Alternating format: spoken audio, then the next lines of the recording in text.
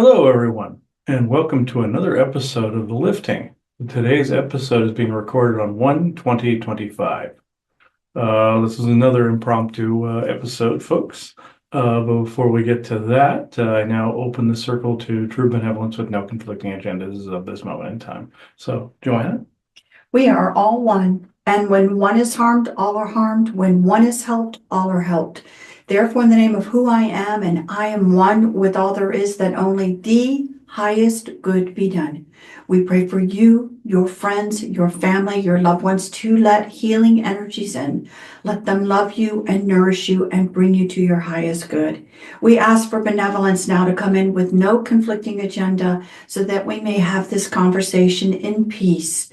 And we invite any guides, any people that have passed, loved ones, elementals, galactics, anyone out there who'd like to join and listen in, but again, with no conflicting agenda, and for malevolent or mischievous beings to be swept away so this conversation can be had in peace.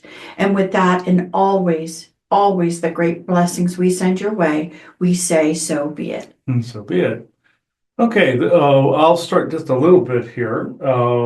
The topic we came across today was brought up actually last night, and that is the growth of channelers.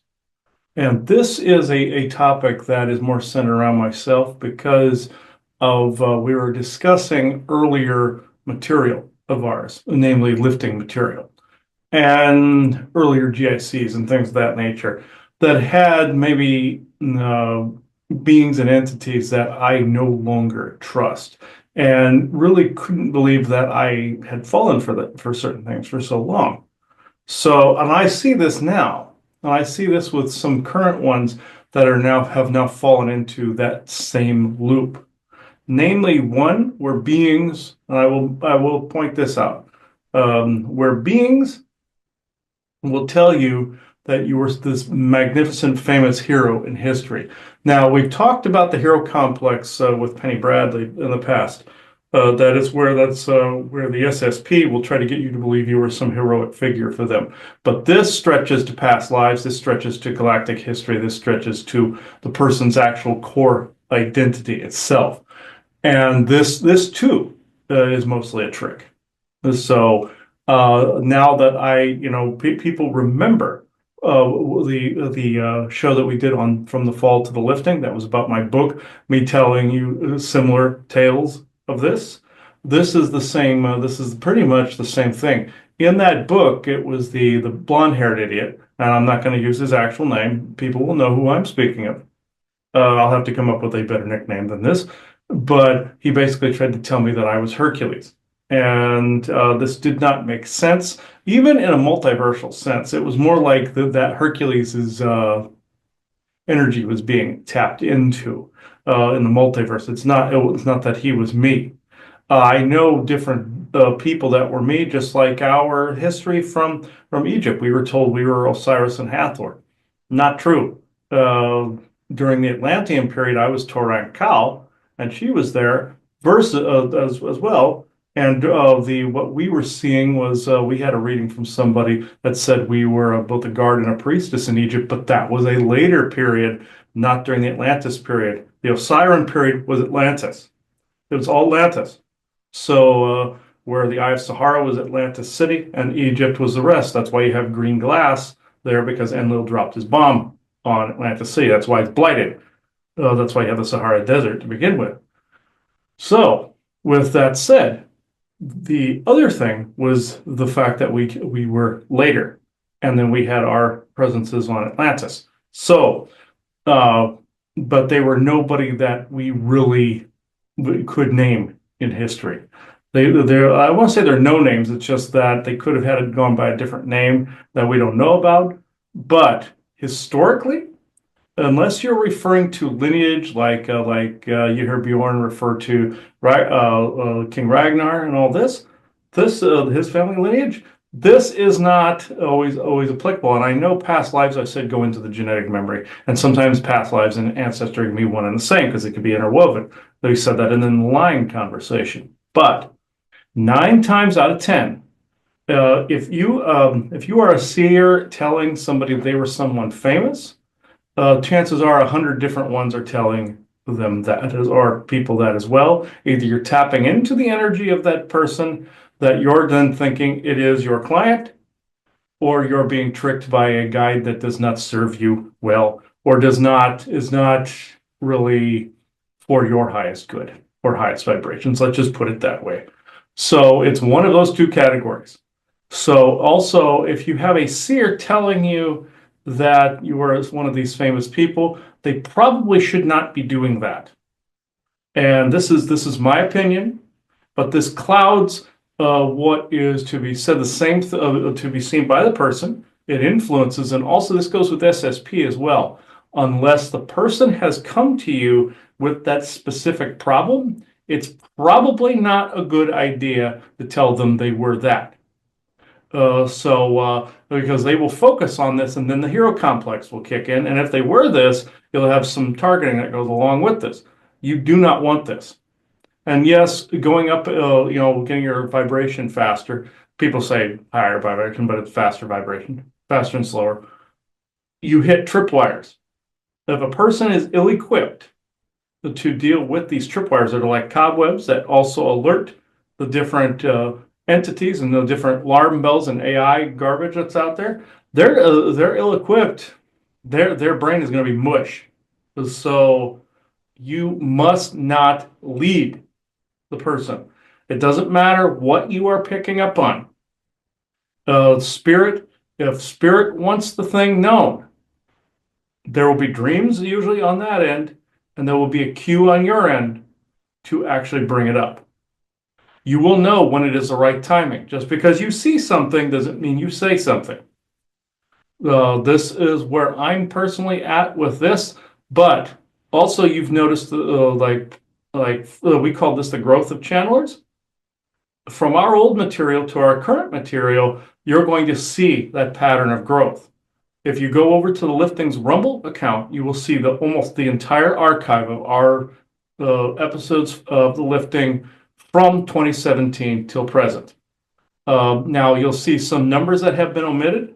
Those were too far off the marker for me to actually include, or those are going to be redone in a slightly different way. But you'll still see some of the old material mixed in with the new episode, like you've seen with several of the ones that I did in the past year or so. But I bring this all up because this shows a timeline of events from possible trick to yield to sovereign. More sovereign, I should say.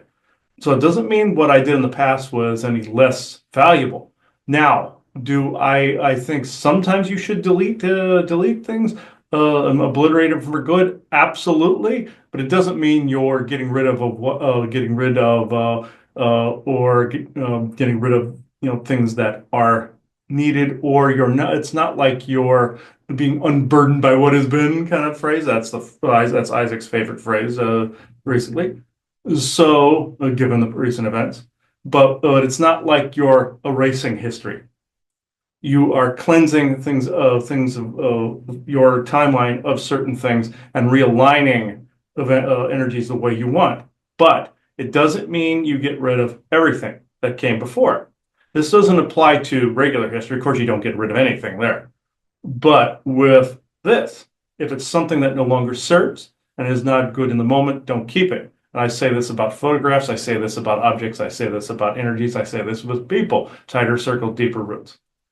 But there is a difference between showing a timeline of events and getting rid of things that are so energetically burdensome that you can't have them anymore. There is a huge difference there. And I've encountered both even today from the time we're recording this. So, Joanne, you want to? So I think what I would like to bring up about this is the fact that there historically has been a pressure on, let's just say, channelers and different ones, that from the moment they start, that there is a perfection, almost a fault. It's a false thought process to think that just because someone has a skill set to channel, that they are channeling necessarily omnipotent type of information all the time. And I think hopefully over the last few years, especially, people in general have started to see this, where, we've advised for years, what actually are you channeling? Are you channeling something current, present moment, or are you picking up something from way even in Way the back, past? another timeline. yeah, all Another that. timeline, Yeah. a different perspective, someone running an agenda, whatever it would be, that these realities actually exist for a channeler who's in the midst of it all. I don't think that the complications of understanding where am I channeling, where am I getting the information from, even as far as past, present, future, timeline, different timeline. I actually don't think many years ago that was even thought of as a possibility Not at for all. channelers. Where are they getting their information? So what we're trying to say is that there really is a natural growth of gaining experience, discerning, growing, sometimes sticking your finger in the light socket kind of moment for any channeler to start in one place and to continue their growth. The one thing that we say is, in general, no shame, blame, or guilt, because again, this is something that's being learned now. This isn't something that's at any sort of perfection stage.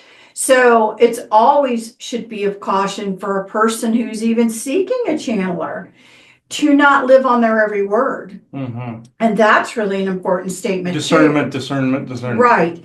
And again, I, would always say, why is the need for a channeler to bring in information to tell you something that you're not even asking a question about? That's bothersome. It's really bothersome. And again, it can become then a thought process and a distraction almost to keep you from whatever it is you were trying to grow through at that moment. Now you're off in a different pathway. There are, again, channelers who will grow to be able to see there is a relationship to this, to how it's affecting this person right now. But there needs to be able to be this firm, nice tie to be able to see there is a relevance here. There is let's just even say potentially an interference from something in the past that's bleeding forward. And how do we heal that so that it no longer affects you in a negative way, let's just say. And so I think my whole perspective about it is I see no problems with people seeing the growth within the material over the years. And again, Chris was doing things well before the 2017 timeframe when we started the lifting. He was doing things before. The other thing that's always said to us, and I agree just 1,000%, is there is no way that you can perceive information coming to you in any other way but with how you react with the world at the current present moment that you're reacting with. That could be ingrained belief systems that you currently have. How are you supposed to bring this through?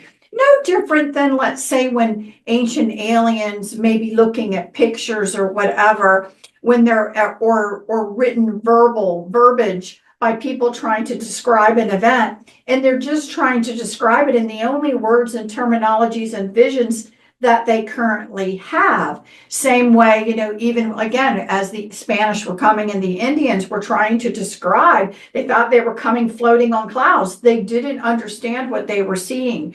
So being able to channel requires, again, a growth in your ability and your perceptions and understanding to bring through even more information and to discern these things. So I think, there seems to be a tendency sometimes for people not to have the patience with a channeler as they're growing, but there's no way around it. You are not going to have somebody who just magically from day one is going to get it all right. It really People are human beings in a human body having a human experience. And so this is the way it works. So it is about encoding, decoding, even at a channeler level, based on the knowledge that they currently have. And many times what happens is that even with channelers, a channeler won't even know what their baseline thoughts of something are until they start channeling, and they're always maybe referencing something in a certain way, or they have a certain thought process. Like, for example, if Earth is the center of everything, everything you channel is going to come through with that perspective. It may not be right at all. In fact, we say it's not right at all. Humans aren't meant to save everything. It's not the way that this is meant to be. But if you grew up with that perception of that's how it works, then you bring through the information and it goes through that filter. The bias filter, yeah. It will go through that filter. And so you have to do this with unbiased vision is what you have to do. You strive to realize what your biases are so that you can let that go to be more unbiased. Mm-hmm. And I think that's what the key is. And I think some people don't understand when you even use the word bias, what is that? Well, bias could be, a certain religion thought process that is a paramount part of your life, and you're going to bring things through in a manner through that filter. It could be your particular current thought processes on, do you believe aliens are real or not real? So if you don't believe aliens are real, then you're never going to bring through potentially an alien. It will always be a human. It's always going to, because your thought is that way. So again, I'm not throwing anybody under the bus, just trying to help people understand how the process works. A channeler should be learning and growing as they go. And also some beings might be biased towards their own. Case in point, I was seeing one time somebody do a channeling where someone asked them about Sasquatch, and the beings that happened to be around were actually the enemies of the forest people. And what ended up taking place is these beings said I believe the quote was, the giants of the earth are nearly gone, or something to that effect. What that was, we were the forest people's enemies, basically imprinting on people like, oh, they're nearly gone, or because they wanted them that way. So that was the bias of those particular, negative beings, trying to imprint that on the channeler, who thought that they were actually talking to benevolence. They got they got used to a particular energy wavelength, and not having anything other wavelength or frequency to judge it off of, thought they were always dealing with benevolence because they asked them if they were benevolent. I saw this trick many times. You say, ask them if they're benevolent 3 times, and if they say 3 times they're good. Wrong.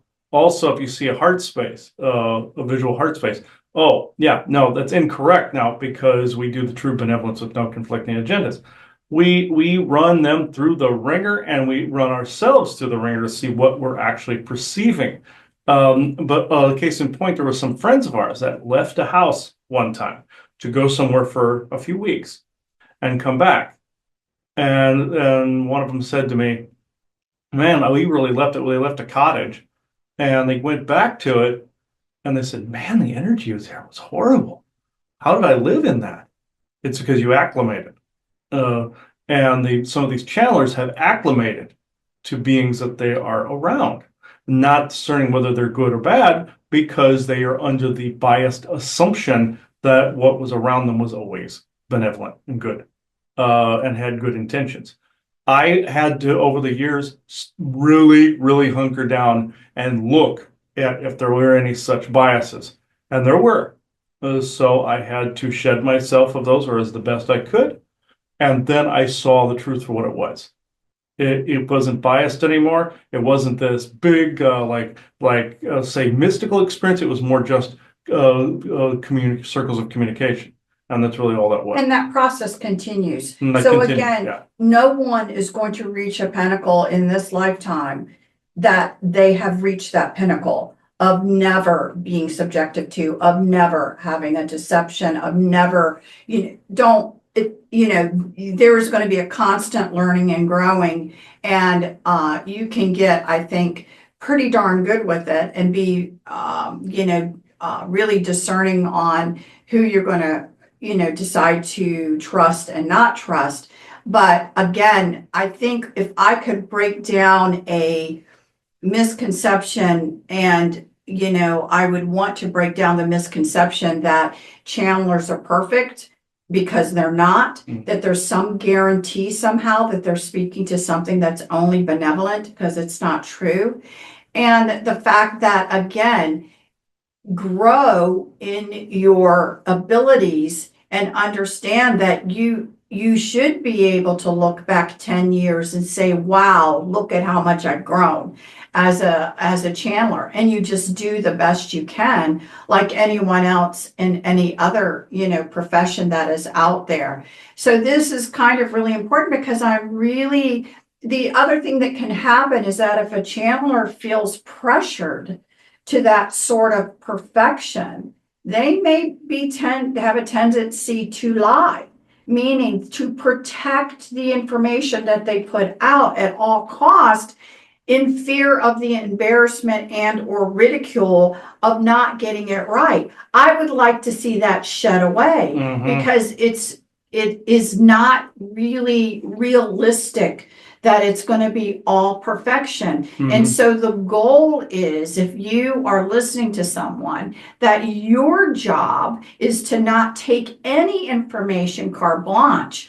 Your job is to bring in, listen. If you definitely know it's like over your head, let it go in peace. Whatever pieces of information come your way, mull it around, and decide, does this feel truthful, and have the desire and the expectation that more information will come your way to either say, no, I'm gravitating even more to this belief system, or I think I'm going to put it aside and wait and see what other information that I can find. And so that's really important. I think, again, the other thing is,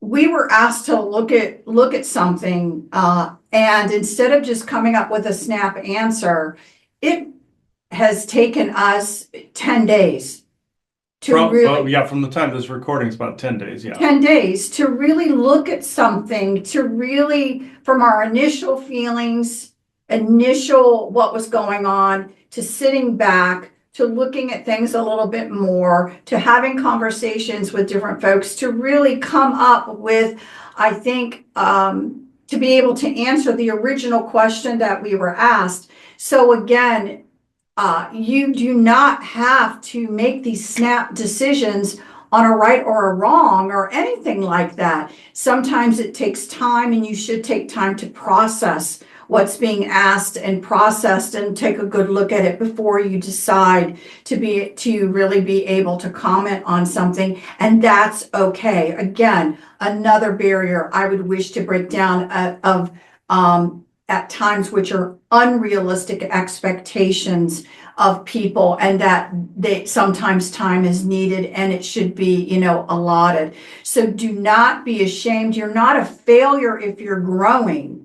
And again, we've changed our tunes. We mean it. We want benevolence in with no conflicting agenda. That no conflicting agenda is a huge part of that statement. So what is your intention? What you have to do is, instead of saying there's an assumption to an intention, that's not the way it works out there. It's like, you need to think contractual now, because that's more of how things work. And you better be very specific as far as what you're expecting. You better not make any assumption. You better be very, very explicit about the expectations of whom you're talking to, the type of information that's coming through. And as a channeler, you should put out the expectation that you will grow through any biases you have that are keeping you from encoding and decoding information correctly. Grow. And so all of that is okay. And, just let go of criticism that expects a perfection that can't be there now in humankind. Yeah, and also I've encountered this, and I always encountered this other one, where people, and I've seen this in both sessions and other lectures and things of that nature, where people, they believe a particular being implicitly. I can see if there's a trust and a communication and a camaraderie being built there, a bridge and a unity being built. Different story, an organic unity, and you're getting information that way, and you're setting yourself aside to be able to get that information as best to your ability.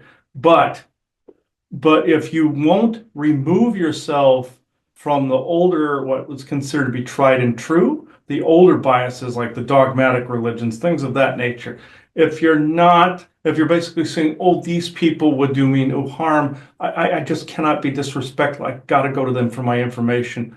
Okay, to each his own, but on the flip side of it, just know you have a bias in place. Academia also suffers from this because they won't acknowledge any of the other areas, such as paranormal, such as the mystical, such as the ancient alien theory. All of these things, aliens, all of it, because it's a belief that is in place that is blocking that of actual unbiased vision. Therefore, the proper information, or the information, will always be skewed towards that particular bias. And I've seen people, sometimes in sessions, people will call on a particular being, and I always ask, and I still ask this: please do not do that, because not only are you not driving your own ship or your own vehicle.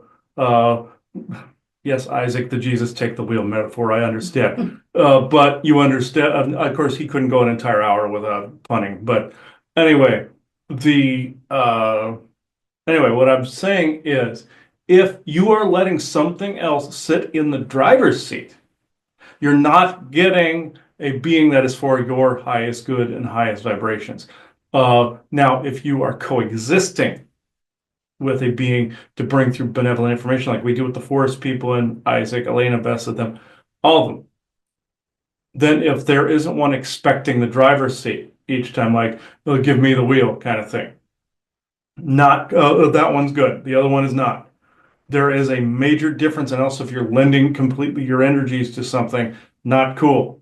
You're giving your power away. And I know that argument has been around since we've had religions put in place. It's been around and will probably always be around. As long as it's the it's the counteraction to the worship. So the force people will be the first to tell you that worship is not good. And nor would they allow anyone to do that to them. They don't like it. I'm using them as an example because one of them is going to speak on the show. But they feel that's all right. So this is where I'm at with this. I get, and Joanna will attest, I get very frustrated with different groups of people because of the fact that sometimes, when people are born into this, and not actually, ironically, they have the come to Jesus moment later on, and later on, or wake up, I should say, which both the idioms are actually incorrect, believe it or not. Wake and disawake, or come to Jesus, are both inaccurate and incorrect, just like Christ consciousness is. But at the same time, I actually get frustrated with people because they're constantly in the fork and light socket moment. And I personally find it frustrating. I found it very frustrating during COVID, and I know I'm not alone on that one, during the lockdowns and everything. And I find it frustrating, again, when I see other seers still clinging to the thing that I once clung to. So, yes, I know, Isaac, there's no such word as clanging. Okay, in that sense. Anyway, he's not talking today, by the way. Except for that. But at any rate, he's being annoying in the background, going, but here. Anyway, trying to get me to screw up. But the point is, in these situations, I'm seeing like some people that are, yes, there's a difference between going day to day and then going into what the not the new age, but the metaphysical and the disclosure crowds call normies, the ones that won't do anything. You'll notice that if you go into like the disclosure communities and everything, you're going to hear this terminology quite a bit. And some people might or sheep or something like that. And you're going to some people find that very derogatory. Some people on Facebook find it extremely derogatory or bigoted in a certain way. Some people have mentioned this, and I've seen this on social media quite a bit. The point is, or muggle or something like that, and I've seen this quite a bit. The point I'm making is, it is extremely difficult to escape that bias, especially if you have been born into having a certain ability set and you're already the light bulbs turned on when you come in. It's incredibly difficult not to look at that at some of those groups of people without scorn and without some kind of prejudice in place. And I realize that is a bias, but I have already been scolded over this very thing on multiple occasions from being out there, forest people included. So but there are certain feelings you still have to honor, certain things about yourself you still have to honor. And if somebody screws up and then we end up paying for it, energetically and physically, like again, we'll go with the lockdowns, prime example. I got very, very, very, very frustrated and pretty much borderline hateful over that because all that energy was coming our way. It was a very, very trying moment. And I use that as an example because it was in our recent history. But with you, this is why I never want to see something like that happen again. Not the fact that it's just me paying for it, but it's a lot of people paying for it. And the awake community will say, why should we have to pay for your guys' mistakes? We already know better. Granted, there's ego in there, but also at the same time, that's the mentality. That's what's going on currently, folks, right there. But at the end of the day, that is actually seeing that dichotomy is no different than what I just described with what our material was from the beginning to current. We didn't know, we know. But there's also a big difference between that and the feelings that I have felt towards some of the normie community, because they can get very controlled. But at the same time, the frustration is something I own. If this makes sense to people, it's now from see that as a starting point to doing what we said from the shows in the beginning to the current. How does this correlate to channeling? This correlates really big to channeling because this still counts as a bias.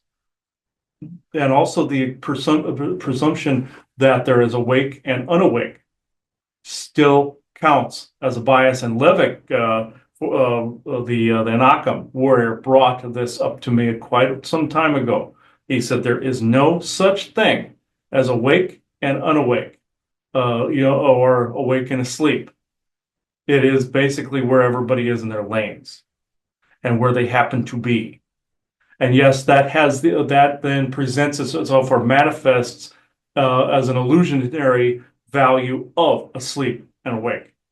We are perceiving it that way because, or intelligent and stupid. Yes, there are stupid people. I've seen plenty of them.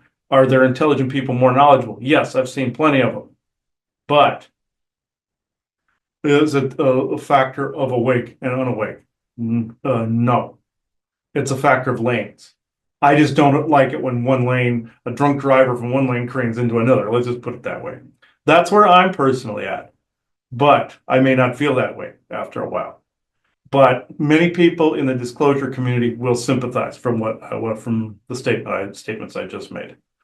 But that is also a bias towards the very thing you're trying to change. By declaring something or a group of people dumb, you are actually continuing their dumb cycle, if this actually makes sense. It is more of a co-creative effort being aimed at one side, then they are bouncing it back and manifesting as that dumb that you are actually manifesting towards you, coming towards you, if this makes sense. That's not always true, but it is at least 3/4 true. So, Joanna? No, and I think it's again a point of saying that no human is going to be perfect in all of this, and thus this is an area of growth. You know, this is an area of recognition and growth, no different than the expectation is for those people that are considered stupid or whatever, that they have room for growth. Everyone has room for growth here. So, you know, to say that it's not frustrating, you don't want to roll your eyes, oh my God, not again, can't we not get past this? Of course, you're going to feel that way. That's normal. The point is, again, when you talk about all of the, feelings and different things, are you getting stuck? And is being in that place really now driving all of your thought processes of how you perceive the world? And so this area of looking at whatever muggles, normies, whatever, if you are now constantly every day, this is how you see it, and you're actually talking about the world that way, you now are stuck. And so you have to understand that human growth is going to happen everywhere. And,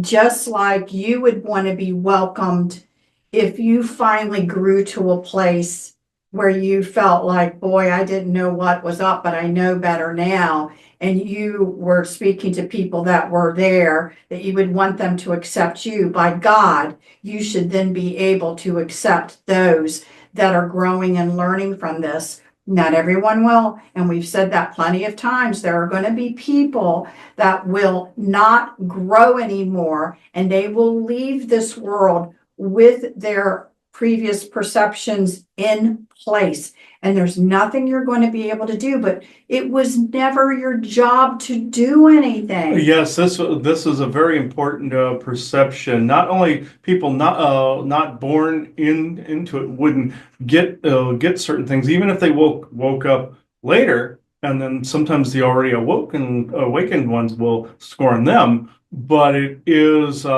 essentially, oh my God, that got wiped from my head. Give me 2 seconds. Yes. Okay. The people that are in the community are under this misguided perception that somehow there's going to be this great awakening, and all the normies, muggles, and stupid people are going to bow their heads in shame that they ever doubted those that were awake. That is probably one of the biggest bits of egotism that I have ever heard in my life. Even though ego is survival instinct, when it gets to the point where, we're better than you kind of thing, you don't know how many memes I have seen over the years with the metaphysical community, New Age community saying, okay, now it's our job to go wake people up. No, it really is not. But to inform, yes. Have you come in with a purpose to inform within your particular lane, your particular soul has come in to do a particular thing, but that is true of literally every person. So it is not your group's job to police the universe, pretty much, or police the planet, but, and I will switch slight gears, should there be some gatekeeping and some vetting involved in the community itself. You are correct. Tighter circle, deeper roots. I totally agree. And then if you can't mesh with certain people that are causing you stress, that's a splitting of the densities. Absolutely so. And that's the timeline splitting for people, and they just go their separate ways. But what I'm trying to say is, if you believe it's your job to go wake people up, that is a form of evangelicalism. That's a form of just like, those Jehovah's Witnesses that drive through your neighborhood every now and again and come to your front door and asking you if you found Jesus. That is what that is. And if you find that annoying, that is what you're doing to other people. And it's interesting because, again, these thought processes aren't new, and stirring the pot to divide and conquer, to keep people, that division happening, to keep them from being able to find any common ground, is a strategy employed by the darkness. It is tried and true. It's been done for hundreds of centuries. And why are they going to give it up now? So you must even see that. Now, does it mean, as we say, that you have to hang out with everybody? Of course not. But you don't have to do things like that. But again, try to recognize that in your lifetime, you will constantly be learning and growing. If you can just accept that, and then with the intention of, I just want to be able to see things more clearly. I just want to recognize some of my own biases. I want my foundation to be strong. So if I need to let things go, I need to let them go. If you go out there now with that intention for yourself, and many people don't, you need to start looking at life a little bit like that, because again, it's your foundation that you're talking about. My foundation is what I talk about for me. And that's what we do so that we can be more of truly the genuine, authentic self that we are, so that we may bring those energies to the table. And it will be those energies that do help to more unite us again with commonalities that we have, and that we are able to just go in peace with the other ones. And that's going to be huge over this time, especially for anyone that's been alive for the last 20 years, because so much effort has been put into divide and conquer. You either totally agree with me or you're out.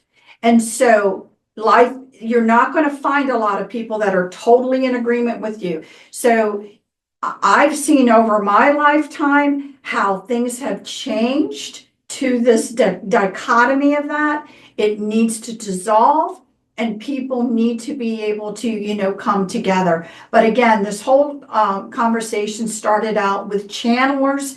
They do learn and grow. They always will. And people just need to understand that. And, as I've said, just kind of be able to be at grace with that growth, be at grace with yourself as you're growing, and then be at grace with others if they're growing as well. And so, hopefully with that, maybe this is a good time to bring someone in. Mm-hmm. And I know in people of our circles, I know, and I've seen this on Facebook a number of times, there is a phrase that has been floating around social media for some time: normie's gonna norm, meaning that they're just going to do their thing regardless of what you actually tell them.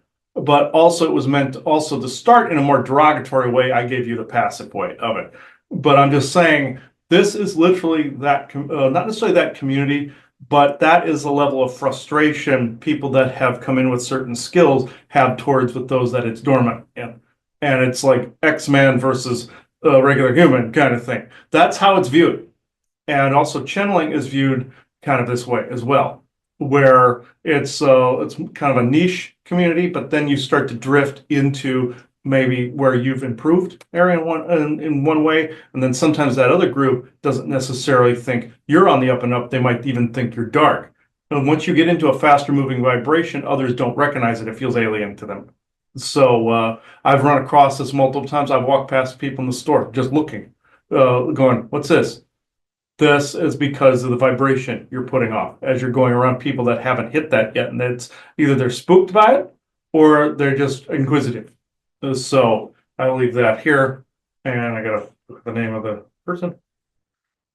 Okay. Okay. And I know people are probably wondering why this isn't the World of Sasquatch. It's a Sasquatch talking. I will make this episode available on the World of Sasquatch's Rumble, along with the Liftings Rumble and the YouTube. It'll be anything that a Sasquatch speaks on will end up on their channel, regardless of what show it is. So if it's a forest person speaking. Okay. His name is Glegan. I believe he was from Arizona. So around the Sedona area. Because the person I spoke to lived in Chandler. So this forest person was around Sedona. 85 years of age. And there was another tribal leader by the name of Megros. And we talked about Sufas being a tribal leader. We've encountered with Fuma Simar and Mirnak and Morak and all of them. So they know each other. Also, we've talked to Kiyosa, which on GSC before, so being an ambassador to the forest people. So, and hopefully they come back in again to really hash it out on that show. But Gleegan is the name of it. I had to look at that name a few times. Gleegan. And it seems we're getting younger and younger ones. The last one was 150. He's 85. So, eventually we're going to come around to having like 20 and 30-year-old ones, I guess. So, all right. Gleegan, I gotta make sure you're here first. Gleegan, you were here a moment ago. Okay. Benevolent Gleegan only. Benevolent forest people. I know you're here as I feel that on the forehead. All right. Feel the thumb right there. That's them. So.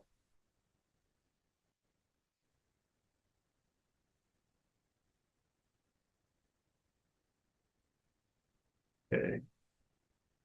Did I get that off my solar plexus there? Okay. There we go. Gleegan, you can just see the foot. I know you're new, and several of your friends were here earlier. In fact, you were the ones that were pointing out something to me about this very subject. So I'm actually understating that, what I just said. So,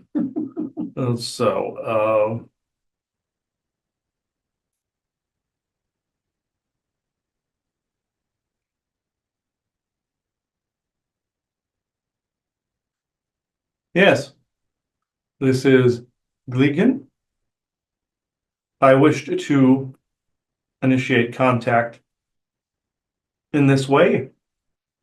I have not done this form of channeling before, but in order to maintain a channel unbiasedness in this way, especially with our community that are very psionically sensitive, what am I trying to say?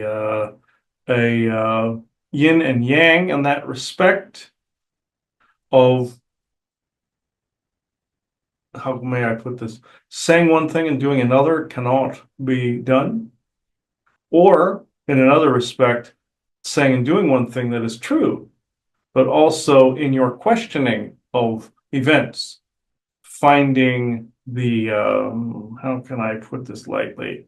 Finding the unbalancedness of judgment of others. Yes, we recognize the judgment of others in situations is a natural tendency of people. But in an organic unity, yes, you have your tighter circle, deeper roots. Absolutely so. That is celebrated. But also what is equally celebrated is that of organic unity. Yes, we ourselves are frustrated with other beings that might attend conferences and might be around you talking on a regular basis, or newbies that are coming in. Even people that disrupt our environment do offend us quite often. They do things sometimes willfully so, like those that are maybe howling in the woods for no reason. Then you have others that leave garbage. Then you have others that outright wish to show us harm, like with guns. Those, yes, that of course you would defend against. But those that are just going through their lives and you jam something down their throat, like information about us, no, this is unacceptable. The evangelizing, as he put it, perfect word for this, but it doesn't mean that we are doing this. What we are doing is informing. You put the information out there, and it is others' right to judge it as they see fit, or believe it or not believe it. The right people will find this information. And before you condemn what I say as right people, meaning those are of conducive energetics and vibratory frequency values, such as tighter circle, deeper roots, or true benevolence within no conflicting agendas, as of this moment in time, as he likes to say and you like to say. So this is exactly what I wanted to say so I can answer questions. So um, how did you gain the interest at only 85 to want to start channeling? Oh, there are technically I would be still an adult, but more of a younger adult. In human vernacular, you would see me as more of a 20-year-old, maybe 25. In our years, since the years are more spread out in longevity. No offense to humans with the stunted age syndrome, let's just say. Not your fault completely. It's your toxins and your and groups genetically altering you. Enlil was guilty of this thousands of years ago, but and then Enki fixed it supposedly. But with this, how did I get started? It was more of a curiosity. I don't really have a ranking in that way. I just went around and wanted to try to communicate. This was for the past actually 20 years or so, 20, 25 years. But then the rest of my people that I encountered said that this had to be done slowly. I had to assess who I was to speak to. I had to find those not only with open hearts, but those that could encode and decode our presence properly and relay our messages with crystal clarity, barring any interference. So you could say, yes, Isaac, I have a trainee tag on my fur or hair. Yes. So that is actually kind of true, regardless of his joke. Technically, that is what I'm doing. Isn't it? So I'm actually glad you just said that because I think that is honestly how I feel about human channelers. It's a trainee. You're doing the best that you can, but there's always going to be time that you're going to have to grow and learn and, discern and figure out how to make it all work on your own biases. Then that's exactly what you're saying that you've had to do. Yes, my people have had also bias against your own people as well.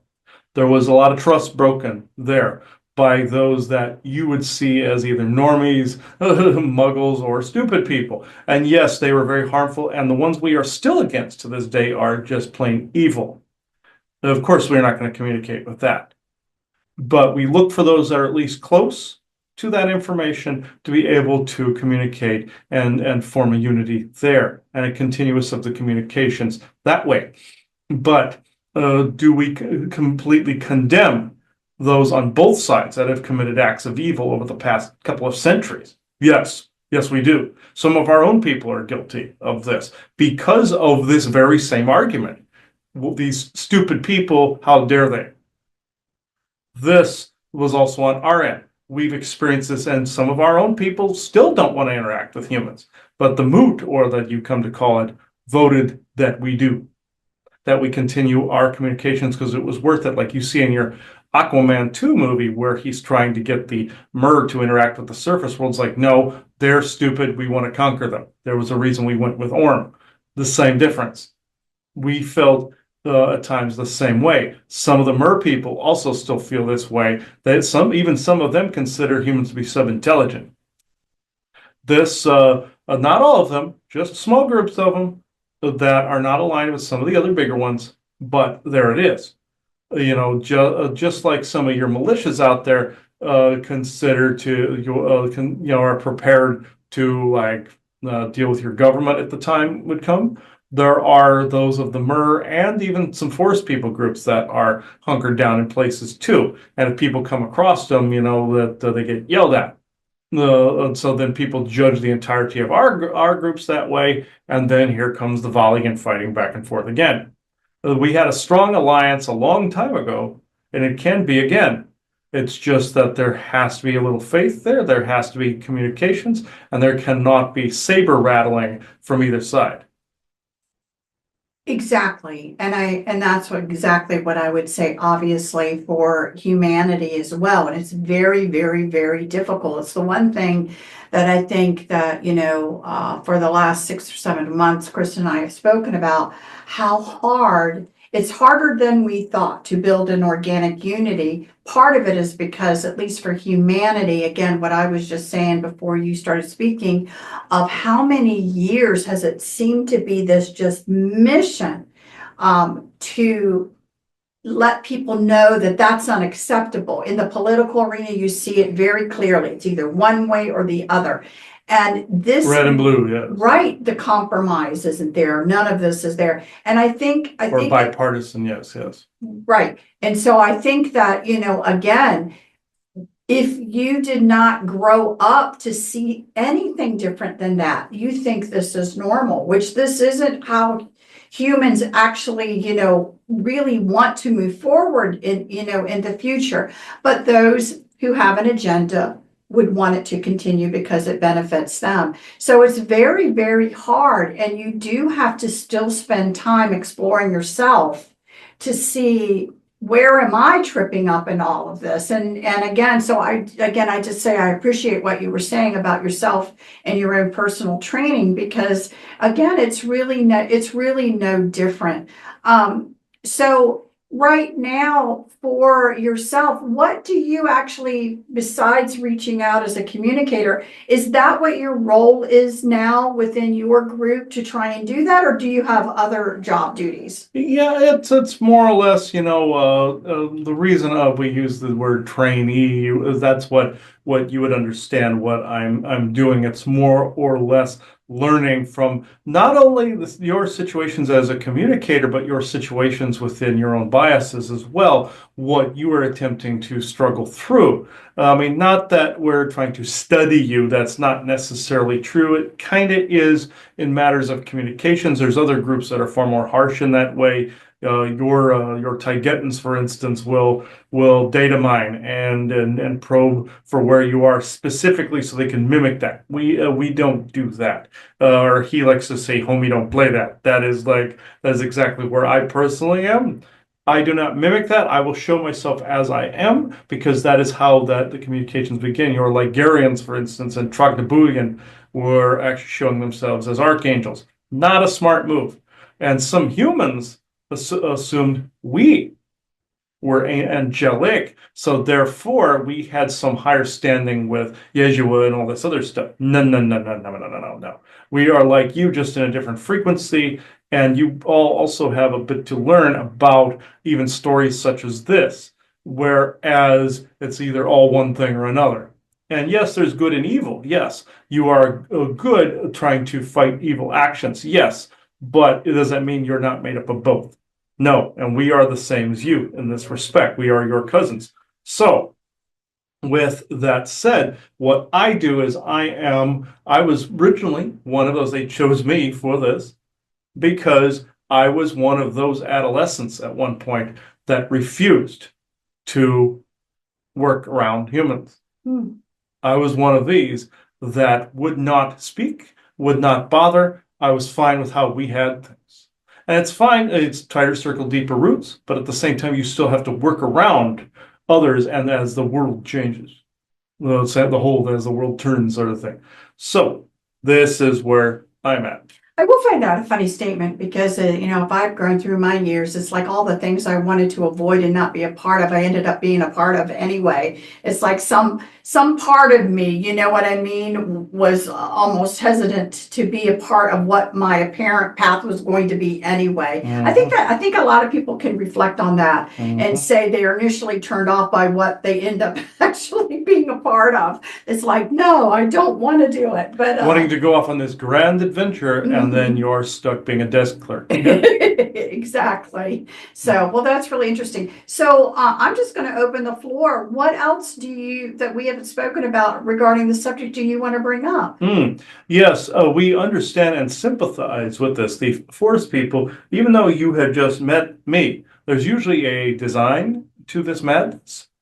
Even though this came through in a session, this was more directed at you guys. I was at that stage once, so therefore they felt the forest people community felt it necessary to push me forward, knowing full well I had just left that particular type of bias or status. So this is why they are inchworming their way to younger ones that sometimes some of them still exist in that. There was also others. There was one you encountered you called Jojo in Arizona that I can honestly say, he's kind of a brat, but he's part of our clan actually. So yes, I know of whom you speak, and he's a dick. I'm just saying he's an adolescent, and as teenagers are, they sometimes uh, do not understand certain things, but at the same time they love nature's environment. They see humans are messing with nature. Therefore, it's like that Harry and the Hendersons thing where he sees his forest in the series, that is, had been torn down. And it was more of an activism sort of thing. So they think they can act with their psionic abilities to mess with the people they think are destroying the environment, which they think a lot of humans are. Kind of like, other races, they think it's more of a virus type situation with people that they knew were the descendants of colonists that came from the outside, as we did. But they also are upholding some of the old rules where humans agreed to certain conditions of the planet that they have forgotten. They have forgotten certain things, but so have some of our people. And this is why some of the elders were exterminated a while back, because the bad guys out there wanted our people to also forget those things and continue the fighting. And yes, there were skirmishes and have been skirmishes back and forth for a few thousand years here and there with Dogman as well. And we've since began to bury the hatchet, not in each other's heads, but with the Dogmen. Uh, some of them, yeah, they are dickheads. I will attest. They also have a huge bias in place in this area. There's a real hatred there sometimes towards humans because humans hurt them. Military has hurt them. Soldiers have hurt them. The forest people, it's the same way. Therefore, some of the young people strike out and lash out, but it ends up making it worse for all groups. And that we have found a consensus with them, a common unity, at least for some of the ones that aren't retarded. So, and that's, I should say that's saying, shouldn't say that's saying something, but I'm actually joking about them because I know some of them can hear me in the background. I'm just saying when they're mentioned, they actually can hear you. Same with us.